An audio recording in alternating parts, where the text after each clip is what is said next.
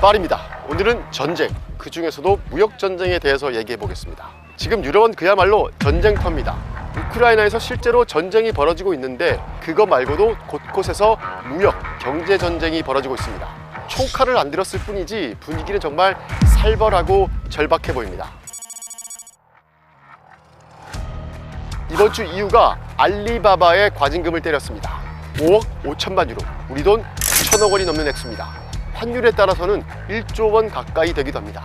EU가 밝힌 이유는 이렇습니다. 알리익스프레스가 안전하지 않은 어린이 장난감, 유해한 화장품, 그리고 불법 및 가짜 상품을 유럽 소비자들에게 팔았다는 겁니다. 그리고 이런 제품들이 대량으로 유통되고 있는데 충분한 조치를 취하지 않았다고 말했습니다. 구체적인 증거도 하나 공개했습니다. 이유는 알리의 내부 자료를 보면 스스로도 유럽 시장에 있는 물건이 1,500만 개가 잘못 불법 추천됐다고 파악하고 있었다고 했습니다. 그런데도 이 검사 인력을 충분히 확보하지 않았고요. 기존 인력은 일을 너무 과하게 시켜서 적절하게 걸러내지 못하도록 했다고 말했습니다. 그래서 1조 원에 가까운 과징금을 매겼습니다. 여기에 적용된 법은 디지털 서비스 법이라고 해서 DSA라고 부르는 법을 적용했는데 22년에 제정된 이 법이 23년에 시행된 후에 가장 많은 과징금이 이번에 부과된 겁니다. 얼핏 보면 이게 그 정도 사안인가 싶기도 한데요. 중국이 곧바로 발끈했습니다. 일단 알리는 자신들은 문제되는 제품을 걸러내기 위해서 노력을 해왔는데 유럽이 그 노력을 무시했다고 발끈했습니다. 항소하겠다고 법으로 싸우겠다고 나섰습니다. 중국 정부도 열을 받았습니다. 상무부가 공식 성명을 내고 이번에 과징금을 부과한 건 매우 불만족스럽다, 엄중하게 우려를 표명한다 라고 밝혔습니다. 그리고 이 대목이 중요합니다. 유럽이 지금 플랫폼을 감시 감독한다는 이유로 유럽 시장에서 디지털 장벽을 세우고 있다고 비판했습니다. 이번에 적용된 법이 DSA라고 말씀드렸습니다.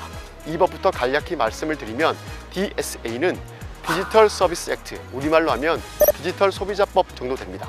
인터넷으로 물건을 사는 소비자의 피해를 보호하고 SNS 가짜 정보, 개인정보 유출 등으로 피해를 보는 사람들을 지키자는 법입니다.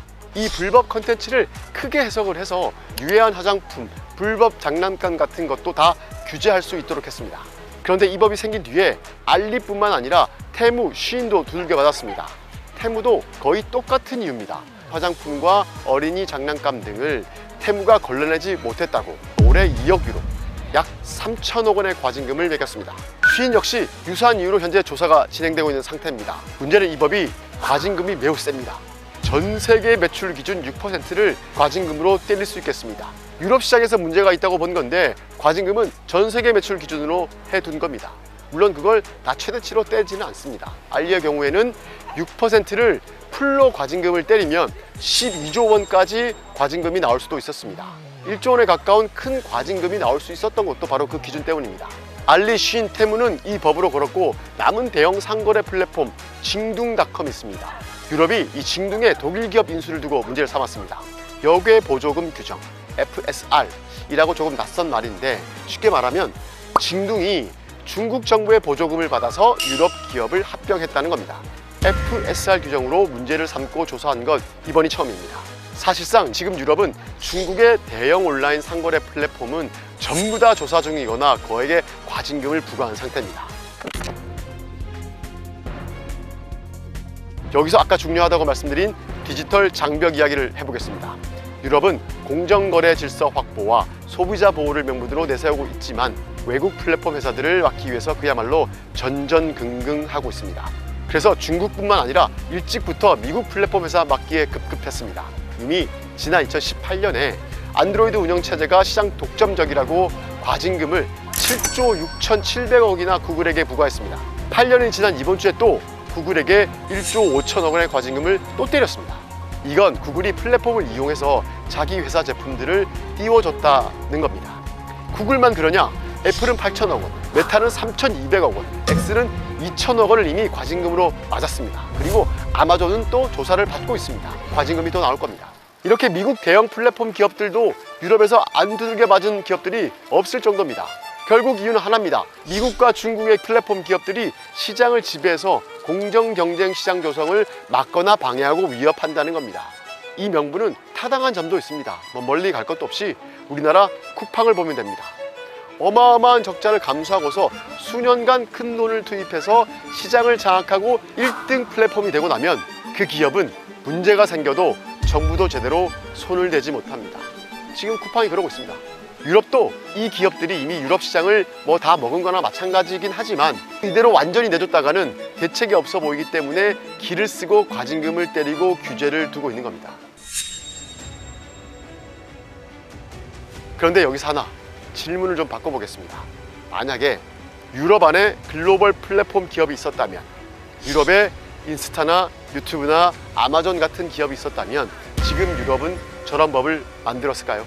160년 전에 배를 끌고 조선 강화도 앞바다까지 와서 대포를 쏘아대면서 문 열라고 협박했던 그들이 만약 내노라 하는 1등 플랫폼 기업이 있었다면 그런 법이 제정되도록 허락했을까 싶습니다. 사실 유럽은 지난 코로나 사태를 거치면서 플랫폼 기업들이 급성장하던 시기에 내부 기업들을 키우는데 실패했습니다. 미국과 중국 플랫폼 기업들이 밀고 들어오는 상황에서 몸집을 불려서 방어하는데 실패한 겁니다. 그 사이에 격차는 더 벌어져서 이 대항할 실력을 갖춘 기업을 점점 더 키우기 어렵게 되다 보니까 결국 문을 닫고 장벽을 치는데 급급한 상황이 됐습니다. 마치 조선 말에 흥선대원군이 그랬던 것처럼 쇄국 정책을 펴고 있는 것과 다름없게 보이기도 합니다. 글로벌 플랫폼 기업들의 탐욕은 분명히 문제입니다. 끊임없이 견제해야 할 대상입니다. 하지만 충분한 시장과 자본력이 있었는데도 스스로 실력을 키우지 못한 유럽의 뒤늦은 안방 지키기는 이 과징금과 규제만으로는 성공 가능성이 그리 높아 보진 않습니다.